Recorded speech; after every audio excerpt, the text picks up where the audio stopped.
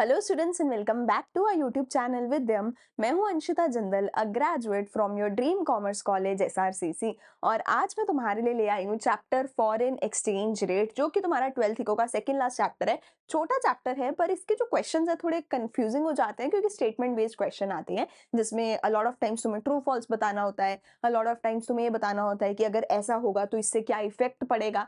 तो उसके लिए अंडरस्टैंडिंग बहुत इंपॉर्टेंट है, जो कि मैं बहुत अच्छे से तुम्हें यहाँ पर समझाने वाली हूँ। मोस्टली इसके दो ही पार्ट्स में बनाने वाली हूँ मोस्ट प्रोबेबली। तो दो पार्ट्स में 20-20 मिनट्स की वीडियो में आधे घंटे से 40 मिनट में ये पूरा चैप्टर तुम्हारा कवर हो जाएगा। ठीक है, शुरू करते हैं हमारे आज के लेक्चर को पहले फॉरेन एक्सचेंज के साथ। तो सबसे पहले हम समझते हैं कि फॉरेन एक्सचेंज क्या होता है और फॉरेन एक्सचेंज रेट का मतलब क्या होता है। देखो, ये जो पूरा चैप्टर है ना, ये मेरा पूरा चैप्टर ये बोलता है कि एक हमारा देश है भारत, इंडिया, और एक कोई भी दूसरा देश हो सकता है। आप इसमें ज़रूरी नहीं है कि सिर्फ यूएस के बारे में ही पढ़ो या यूएस डॉलर के बारे में पढ़े। हम दुनिया का कोई भी देश ले सकते हैं, whether it is UK, whether it's China, whether it is Japan, whether it is Australia. ठीक है, दुनिया का कोई भी देश हो सकता है, नॉट नेसेसरीली हम यहाँ पर सिर्फ यूएस डॉलर की बात नहीं करेंगे। एक हमारा होगा इंडिया और दूसरी साइड पे हमारे पास होगा दुनिया का कोई भी दूसरा देश। जो हमारा इंडिया होगा उसको मैं बोलूँगी डोमेस्टिक कंट्री। ठीक है, और जो मेरा दूसरा दुनिया का कोई भी देश होगा उसको मैं बोलूंगी फॉरेन कंट्री।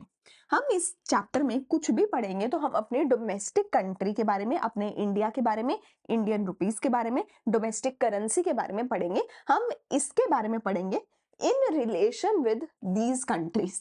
ठीक है, सो कहते हैं कि अगर मुझे इंडिया के अंदर ही लेट्स से दिल्ली से, लेट्स से पंजाब या हरियाणा या किसी के साथ भी मुझे कोई ट्रांजैक्शन करनी है, तो मुझे वहां पे करेंसी बदलने की जरूरत नहीं है। मैं इंडियन रुपीस में ही वो ट्रांजैक्शन कर सकती हूँ, मुझे वहां पे करेंसी का अदला बदली करने की जरूरत नहीं है।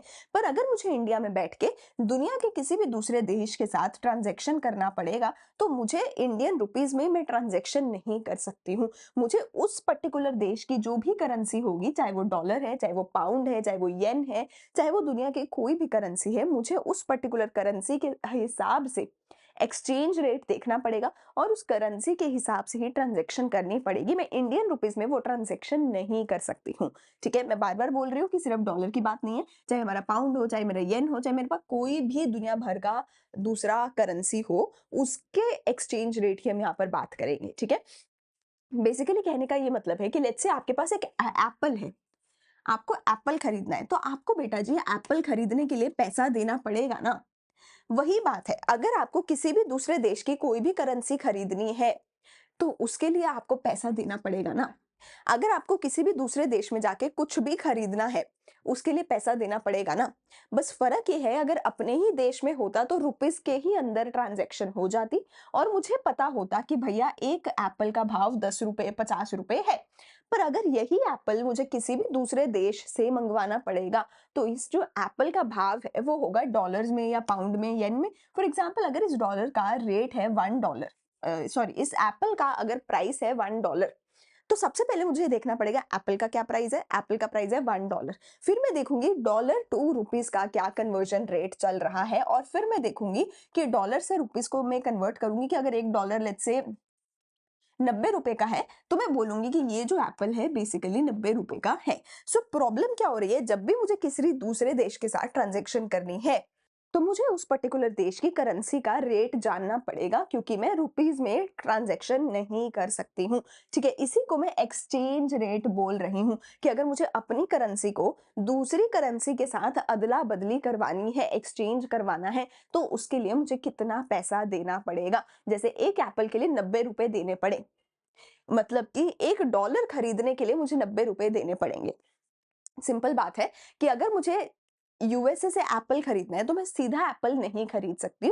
उसके लिए पहले मुझे अपने रुपीस को डॉलर के साथ एक्सचेंज करवाना पड़ेगा और फिर मैं डॉलर में एप्पल की पेमेंट करूंगी। और कितने रुपीस लगेंगे एक डॉलर को एक्सचेंज करने के लिए, वो मेरा एक्सचेंज रेट बन जाता है। ठीक है, मैं बार बार बोल रही हूँ, हमारे पूरे चैप्टर में हम आगे कहीं भी अगर बात करेंगे तो हम अपनी डोमेस्टिक करेंसी यानी कि रुपीस के ही रिस्पेक्ट में बात करेंगे। अगर मैं कहूँ कि करेंसी का भाव बढ़ गया, करेंसी का भाव गिर गया, डेप्रिशिएट एप्रिशिएट हो गया, तो मैं हमेशा ही अपने इंडियन रुपीस के बारे में बात करूंगी, दूसरी करेंसी के बारे में बात नहीं करूंगी। दूसरा नंबर पे पॉइंट, मैं हमेशा मतलब मैं यहाँ पर आपको एक एग्जाम्पल के तौर पे समझाने के लिए हमेशा एप्पल का एग्जाम्पल यूज करूंगी कि मान लो एक साइड पे रुपीस और दूसरी साइड पे डॉलर। तो तुम दो करेंसीज के बीच में ना बच्चे बहुत बार कंफ्यूज हो जाते हैं, तो मैं डॉलर की जगह पर एप्पल को यूज करूंगी। ठीक है, तो मैं तुम्हें यहाँ पे एप्पल समझा के बताऊंगी कि भैया अगर एप्पल का रेट ऐसा हो गया, रुपीस का रेट ऐसा हो गया तो क्या होगा। ठीक है, पर सिंपल भाषा में हमें करना क्या है, अपने करेंसी को दूसरे करेंसी के साथ एक्सचेंज करना है। ठीक है, ये तो मैं एग्जाम्पल तुम्हें एप्पल की दे दूंगी क्योंकि वो समझना काफी बेटर हो जाता है। ठीक है, बट हमें करना क्या इस चैप्टर में, अपनी करेंसी को दूसरी करेंसी के साथ एक्सचेंज करना है। डेफिनेशन पढ़ो मेरे साथ। फॉरेन एक्सचेंज का मतलब क्या है, refers to any currency other than the domestic currency. ठीक है, दुनिया की दूसरी कोई भी करेंसी हो, डॉलर, पाउंड, येन, ये वो, ठीक है, जो भी हो, हमारे देश के अलावा किसी भी दूसरी अगर करेंसी कोई भी अगर है तो मैं उसको फॉरेन एक्सचेंज बोल रही हूँ। ठीक है, व्हेनेवर आई से कि हमारे देश में फॉरेन एक्सचेंज आया है, उसका क्या मतलब होगा, हमारे देश में किसी दूसरे देश की करेंसी आई है, हमारे देश का फॉरेन एक्सचेंज कम हो गया है, मतलब हमारे देश में जो दूसरी करेंसीज थी उनका जो रिजर्व था वो कम हो गया है, हमें फॉरेन एक्सचेंज में पेमेंट करना पड़ेगा, मतलब हमें किसी दूसरी करेंसी में पेमेंट करना पड़ेगा। ठीक है, सो डोमेस्टिक करेंसी के अलावा दूसरी कोई भी करेंसी हो उसको हम फॉरेन एक्सचेंज बोलेंगे। फिर आता है फॉरेन एक्सचेंज रेट। अब ऑब्वियसली किसी एक पर्टिकुलर रेट पे ही तो तुम कर रहे होगे ना ये पूरा एक्सचेंज, जैसे एक डॉलर जो है 90 रुपए का है, एक डॉलर 80 रुपए का है, किसी ना किसी रेट पर ही तो ये एक्सचेंज कर रहे होगे। तो वो जो रेट है eight which currency of one country, यानी कि एक देश की करेंसी को एक्सचेंज किया जाता है किसी दूसरे देश की करेंसी के साथ, उस रेट को बोला जाता है फॉरेन एक्सचेंज रेट। देखो तुम फॉरेन एक्सचेंज को किसी पर्टिकुलर चीज की तरह मान लो, किसी पर्टिकुलर प्रोडक्ट की तरह मान लो। ठीक है, जैसे कि तुम्हारा फ्रूट एप्पल है, तुम्हारा एप्पल है, एप्पल एक फ्रूट है, वैसे ही करेंसी हमारी फॉरेन एक्सचेंज है, एक नाम है बस। ठीक है ना, एप्पल का एक रेट होगा, उसको भी मैं बोलूंगी कि फ्रूट का क्या रेट है, फ्रूट का कितना प्राइस है, मंडी में बाजार में फ्रूट जो है वो किस रेट पे बिक रहा है। ऐसे ही हमारे जो डॉलर है, जो पाउंड है, जो येन है, उसको हम करेंसीज को हम नाम क्या दे रहे हैं, फॉरेन एक्सचेंज। अब वो मार्केट में किस रेट पे बिक रहा है उसको मैं बोलूंगी फॉरेन एक्सचेंज रेट। जैसे बाजार में एप्पल बिकता है ऐसे ही बाजार में करेंसी भी बिकती है। डिमांड सप्लाई के बेस पे एप्पल का प्राइस ऊपर नीचे होगा, एप्पल का रेट ऊपर नीचे होगा, डिमांड सप्लाई के बेसिस पे ही जो करेंसीज है उनका रेट भी ऊपर नीचे होगा। सिंपल बात है, जो करेंसीज का जो रेट है वो ऊपर नीचे हो रहा है। ठीक है, करेंसीज का रेट जो है डिसाइड हो रहा है कि 1 रुपए के बदले में कितने डॉलर मिलेंगे, 1 डॉलर के बदले में कितने रुपीज मिलेंगे, उसको फॉरेन एक्सचेंज रेट बोल रहे हैं। अच्छा, जिस बाजार में ये सब हो रहा है उसको फॉरेन एक्सचेंज मार्केट बोल देंगे। जैसे होता है ना, फिश मार्केट है, वेजिटेबल मार्केट है, फ्रूट की मार्केट है, वैसे ही जहाँ पे फॉरेन एक्सचेंज बिक रहा है, करेंसीज बिक रही है, उसको फॉरेन एक्सचेंज मार्केट बोलेंगे। कुछ ऑफलाइन मार्केट नहीं होती है, ऑनलाइन होती है, मोस्टली मोस्टली ऑफलाइन भी अगर तुमने देखा हो कहीं ना कहीं छोटी छोटी दुकानें होती है ना, जो दुकानें होती है कि आप बोलते हैं करेंसी एक्सचेंज कर देंगे, है ना, जो करेंसी एक्सचेंज की छोटी छोटी दुकानें होती है वो फॉरेन एक्सचेंज मार्केट हो गई। ठीक है, तो हमारे देश के अलावा कोई भी दूसरी करेंसी उसको फॉरेन एक्सचेंज बोल रहे हैं हम, कोई भी दूसरी करेंसी को, उस करेंसी का जो भी एक्सचेंज का रेट होगा उसको हम फॉरेन एक्सचेंज रेट बोलेंगे, जहां पर वो करेंसीज बिक रही होंगी उसको फॉरेन एक्सचेंज मार्केट बोलेंगे। ठीक है, अगर ये समझ आ गया तो अब आगे चलते हैं। सबसे पहले आप समझते हैं करेंसी का एप्रिशिएट होना, करेंसी का डेप्रिशिएट होना, ये क्या मतलब है भैया, ये क्या चीज है, इसको सबसे पहले तुम समझो। ठीक है, कहीं खाली जगह मिल जाए, चलो यहीं पर समझ लेते हैं हम। देखो बहुत सिंपल बात है, मैं कह रही हूँ कि अगर मुझे एक एप्पल खरीदना है तो मुझे उसके लिए 50 रुपए देने पड़ेंगे। ठीक है, मुझे अगर एक एप्पल खरीदना है तो मुझे एक एप्पल खरीदने के लिए 50 रुपए देने पड़ेंगे। ये तो आई थिंक सबको समझ आ रहा होगा, इसमें कुछ मुश्किल नहीं है समझ। हमारी करेंसी की वैल्यू बढ़ सकती है, हमारी करेंसी की वैल्यू गिर सकती है। वैल्यू से क्या मतलब है, वैल्यू से आप ऐसा समझ सकते हो हम हमारी इसकी इज्जत हो गई या फिर ये कितना फेमस है। मान लो फॉर एग्जाम्पल आज मैं बिल्कुल फेमस नहीं हूँ, ठीक है, कल को अगर मैं फेमस हो जाती हूँ तो मेरी वैल्यू बढ़ जाएगी, या कल को अगर मैं फेमस नहीं होती उल्टा कल को मैं ट्रोल हो जाती हूँ, मेरी बेइज्जती हो जाती है, तो मेरी वैल्यू कम हो जाएगी। ठीक है, समझ आ रही है बात। आज मैं एक नॉर्मल इंसान हूँ, अगर कल को मैं बहुत फेमस हो जाती हूँ तो मेरी वैल्यू बढ़ जाएगी, अगर कल को मैं बहुत ज्यादा ट्रोल हो जाती हूँ तो मेरी वैल्यू गिर जाएगी। सही है, समझ आ रही है बात। वही चीज यहाँ पे है, अगर इंडियन करेंसी की वैल्यू बढ़ गई मतलब वो फेमस हो गई तो वैल्यू बढ़ जाएगी, अगर ट्रोल हो गई तो वैल्यू गिर जाएगी। अच्छा जी, अगर मैं कल को फेमस हो गई, ठीक है, तो मेरी वैल्यू बढ़ रही है, तो मैं क्या बोलूंगी, अबे मैं क्यों 50 रुपए का एप्पल खरीदूं, मैं तो फेमस हूं, मैं तो सेलिब्रिटी हूँ, मैं नहीं 50 रुपए का एप्पल खरीदूँगी, मेरे को तो भैया हर चीज़ सस्ते में चाहिए। मेरे को तो हर चीज़ कोलैब में चाहिए, हर चीज़ सस्ते में चाहिए, मैं तो एक एप्पल सिर्फ़ और सिर्फ़ 40 रुपए का खरीदूँगी। क्यों? क्योंकि अब मैं फ़ेमस हूँ, अब मेरी वैल्यू है, अब लोग मेरी वैल्यू कर रहे हैं, ठीक है ना? अगर मैं कल को ट्रोल हो जाती हूँ अगर मैं कल को ट्रोल हो जाती हूँ, तो क्या होगा? तो लोग मेरे पे हँसेंगे, हैं? मैं तेरे को नहीं 50 रुपए का एप्पल दूँगा, तेरी तो इज़्ज़त ही नहीं है, तू तो बेइज़्ज़ती हो गई तेरी तो, तू तो ट्रोल हो गई।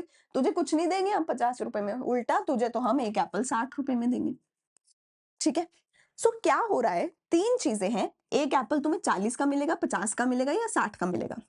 50 रुपए हमारा नॉर्मल था, अगर तुम्हारी वैल्यू बढ़ गई, तो तुम्हें हर चीज़ सस्ते में मिलने लग जाएगी। इसको बोला जाता है कि तुम्हारी वैल्यू बढ़ गई यानी तुम्हारी करेंसी की बहुत एप्रिसिएशन हो गई है। भैया तुम्हारे को हर कोई एप्रिशिएट कर रहा है। अगर कल को तुम ट्रोल हो गए, तो हर कोई तुम्हारे पे हँसेगा। तो कोई भी तुम्हें कोई चीज़ सस्ते में नहीं देगा, उल्टा हर कोई हर चीज़ तुम्हें महँगे में देगा। इसको बोला जाता है करेंसी क्या हो गई तुम्हारी डेप्रिशिएट हो गई। इसको क्या बोला जाएगा? करेंसी डेप्रिशिएट हो गई। समझ आ रही है चीज़? एक आखिरी बार समझा रही हूँ। अगर आज मैं एक नॉर्मल इंसान हूँ, मैं एक एप्पल नॉर्मल इंसान 50 रुपए का खरीद रहा है। अगर मैं कल को बहुत फेमस हो जाती हूँ, मेरी बहुत ज़्यादा वैल्यू बढ़ जाती है, तो मैं बोलूँगी भैया मैं तो सेलिब्रिटी हूँ, मैं तो एक एप्पल 40 का ही खरीदूँगी। यानी कि मेरी वैल्यू बढ़ गई, यानी कि मेरी करेंसी की वैल्यू जो है एप्रिशिएट हो गई। करेंसी एप्रिसिएशन को ही, सिमिलर चीज़ को ही करेंसी रिवैल्यूएशन भी बोल सकते हैं। अगर कल को भैया मेरी हो गई बहुत ज़्यादा ट्रोलिंग, अगर कल को लोगों ने मुझे वैल्यू देना कम कर दिया, अगर लोग मुझे इज़्ज़त नहीं दे रहे, मुझे काम नहीं दे रहे, उनको मेरी ज़रूरत ही नहीं है, तो मैं बोलूँगी कि चल ठीक है यार, 1 एप्पल लोग फिर क्या बोलेंगे, हम तो तुझे 1 एप्पल 60 रुपए में देंगे।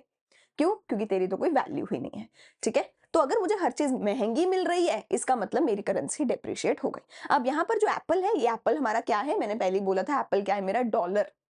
एप्पल क्या है मेरा? डॉलर। ठीक है? देखो यहाँ पे, अगर $1 के बदले में पहले ₹60 था, अब $1 के बदले में ₹50 हो गए। वही जो मैंने यहाँ पे 50 और 40 का बोला है। एप्रिसिएशन के केस में क्या होगा? हमारे लिए एप्पल सस्ता हो जाएगा। यानी कि हमारे लिए जो यूएस डॉलर है या कोई भी करेंसी है वो सस्ती हो जाएगी भैया क्योंकि हमारी एप्रिसिएशन हो रही है, क्योंकि हमारी वैल्यू बढ़ रही है। तो जहाँ पहले मुझे $1 ₹60 का मिलता था, अब मुझे $1 ₹50 का मिलेगा। यानी हमारी वैल्यू बढ़ गई है, अब हमें हर चीज़ सस्ते में मिलेगी। इसको करेंसी एप्रिसिएशन या रिवैल्यूएशन बोला जाता है। डेप्रिसिएशन में क्या होगा? हमारी वैल्यू कम हो गई, तो अब कोई हमें वैल्यू नहीं कर रहा, तो अब हमें हर चीज़ महँगी खरीदनी पड़ रही है। अब हमें हर चीज़ महँगी खरीदनी पड़ रही है। तो जहाँ मैं पहले $1 सिर्फ़ ₹60 में खरीद लेती थी, अब मुझे वही $1 ₹70 का खरीदना पड़ेगा क्योंकि मेरी वैल्यू गिर गई है, मेरी वैल्यू डेप्रिशिएट हो गई है। अब मुझे हर चीज़ महँगे में खरीदनी पड़ेगी। ठीक है? आई होप ये चीज़ समझ आ रही होगी। अगर वैल्यू बढ़ गई तो एप्रिसिएशन, हर चीज़ सस्ती हो गई। अगर वैल्यू गिर गई तो डेप्रिसिएशन, हर चीज़ महँगी हो गई। ठीक है? अब अगर ये चीज़ समझ आ गई, तो एप्रिसिएशन और रिवैल्यूएशन में क्या डिफरेंस है, उसके लिए 5 मिनट वेट करो, समझा दूँगी। पहले समझ लो एप्रिसिएशन या डेप्रिसिएशन से असर क्या होने वाला है। एप्रिसिएशन या डेप्रिसिएशन से फ़र्क क्या पड़ेगा? देखो एप्रिसिएशन का मतलब है हमारे लिए हर चीज़ सस्ती हो गई। अगर मैं बाहर से, दूसरे देश से कुछ भी मँगवाऊँगी, वो मेरे लिए सस्ता होगा। कुछ भी अगर मैं दूसरे देश से मँगवाऊँगी, तो वो मेरे लिए सस्ता होगा। तो क्यों ना मँगवाऊँ, भर-भर के मँगवाऊँगी। तो मैं क्या करूँगी, अपने इम्पोर्ट को बढ़ा दूँगी। अगर मेरे को डॉलर सस्ता मिल रहा है, बाहर वालों का सामान सस्ता मिल रहा है, तो मैं बाहर से भर-भर के सामान मँगवाऊँगी, तो मैं इम्पोर्ट ज़्यादा करूँगी। ठीक हो गई बात? लेकिन मुझे डॉलर सस्ता मिल रहा है, इसका मतलब अगर मुझे बाहर वालों का सामान सस्ता मिल रहा है, अगर मेरी वैल्यू ज़्यादा है, तो मुझे तो लोगों का सामान सस्ते में मिल रहा है, पर लोगों को तो मेरा सामान महँगा मिलेगा। लोगों को तो मेरा सामान महँगा मिलेगा। मतलब आप अब आप एक यूएस सिटीज़न के पर्सपेक्टिव से सोचो। एक यूएस सिटीज़न पहले $1 के बदले में ₹60 का सामान खरीद के ले जाता है इंडिया से। अब एक यूएस सिटीज़न को इंडिया से $1 के बदले में सिर्फ ₹50 का सामान मिलेगा। तो यूएस वालों के लिए तो घाटे का सौदा है। समझ रहे हो? हमारी करेंसी की वैल्यू एप्रिशिएट हुई है, इसका मतलब दूसरे देशों के लिए तो घाटे का सौदा है। इसका मतलब उनके डॉलर की वैल्यू गिर रही है, ठीक है ना? सो इसकी वजह से जो बाहर से जो लोग हैं, वो अब हमारा सामान नहीं मंगवाएँगे। क्यों? क्योंकि अब यूएस वालों को हमारा सामान महँगा पड़ेगा। अब यूएस वालों को हमारा सामान महँगा पड़ेगा, इसलिए हमारे एक्सपोर्ट्स हो जाएँगे कम, ठीक है?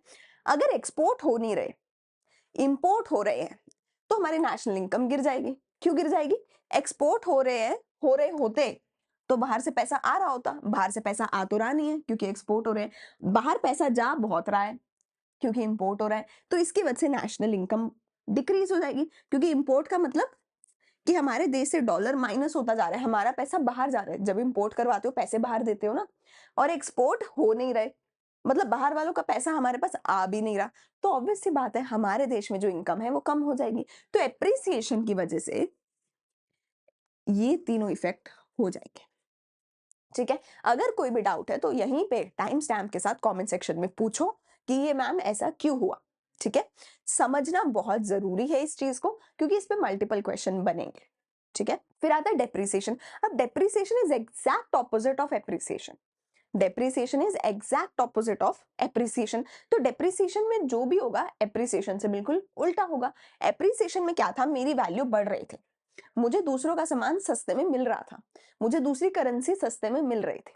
लेकिन डेप्रिसिएशन में मेरी वैल्यू गिर रही है, लोग अब मेरी वैल्यू नहीं कर रहे, तो लोग अब मुझे हर चीज महंगे में देंगे, अब मुझे हर चीज महंगी खरीदनी पड़ेगी। तो जहां मैं पहले $1 के बदले में सिर्फ 60 रुपए देती थी, अब मुझे $1 खरीदने के लिए 70 रुपए देने पड़ेंगे।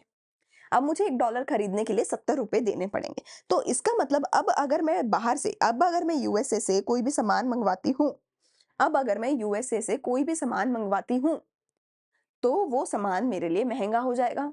अब मुझे महंगे रेट पे बाहर से सामान मंगवाना पड़ेगा। मैं बेवकूफ़ हूँ महंगी मंगवाऊँ? मैं क्यों महंगी मंगवाऊँ? मैं तो सेल में खरीदती हूँ हर चीज़। मैं नहीं महंगा मंगवाऊँगी, तो इसका मतलब मैं कुछ इम्पोर्ट करूँगी ही नहीं। ठीक है ना? लेकिन अगर हमें बाहर वालों का सामान महंगा मिल रहा है, मतलब अगर हमें दूसरों की करेंसी महंगी मिल रही है, इसका मतलब दूसरों को हमारी करेंसी सस्ती मिल रही होगी। इसका मतलब दूसरों की नजर में हमारी करेंसी डेप्रिशिएट हो गई, दूसरों की नजर में हमारी करेंसी की वैल्यू गिर गई। तो मतलब हमारी करेंसी की वैल्यू गिर गई, मतलब बाहर वालों को हमारे देश का सामान सस्ता मिलेगा, तो बाहर वाले लोग हमारे देश से भर भर के सामान एक्सपोर्ट करवाने लग जाएंगे। एग्जैक्ट ऑपोजिट हो रहा है, जो एप्रिसिएशन में हुआ था बिल्कुल उसका उल्टा हो रहा है। ठीक है, अब ऑब्वियसली तुम एक्सपोर्ट बहुत सारा कर रहे हो, मतलब बाहर से पैसा तो बहुत सारा आ रहा है क्योंकि तुम एक्सपोर्ट कर रहे हो। इंपोर्ट कर नहीं रहे हो, डॉलर माइनस हो ही नहीं रहा। क्यों? क्योंकि इंपोर्ट ही नहीं कर रहे, पैसा ही नहीं दे रहे बाहर किसी को। तो ऑब्वियस सी बात है, इससे तुम्हारी जो नेशनल इनकम है वो इंक्रीज हो जाएगी। ठीक है, तो ये हो गया हमारा डेप्रिसिएशन वर्सेस एप्रिसिएशन का टॉपिक। डेप्रिसिएशन में तुम्हारी वैल्यू गिर रही है, तुम्हारे लिए दूसरी करेंसी महंगी हो रही है। एप्रिसिएशन में तुम्हारी वैल्यू बढ़ रही है, तुम्हारे लिए दूसरी करेंसी सस्ती हो रही है। आज की क्लास में हमने डेप्रिसिएशन वर्सेस एप्रिसिएशन का टॉपिक समझा, और हमने समझा कि फॉरेन एक्सचेंज क्या है, फॉरेन एक्सचेंज रेट क्या है। अब डेप्रिसिएशन के साथ डिवैल्यूएशन क्या है, रिवैल्यूएशन क्या है, इसको अगली क्लास में समझेंगे, और उसके साथ समझेंगे फॉरेन एक्सचेंज रेट के तीनों टाइप्स को। ठीक है, आज की क्लास को यहीं पे करते हैं खत्म। कोई भी अगर डाउट है तो प्लीज मुझे टाइम स्टैम्प के साथ कॉमेंट सेक्शन में पूछ लो, बिकॉज इस चैप्टर को समझना बहुत ज्यादा जरूरी है। मैं तुम्हें मिलूंगी अगली वीडियो में अगले पार्ट के साथ। यहाँ पे आई बटन पे आपको शो हो जाएगा अगला पार्ट। तब तक के लिए अच्छे से पढ़ाई करते रहो। Thank you, bye bye.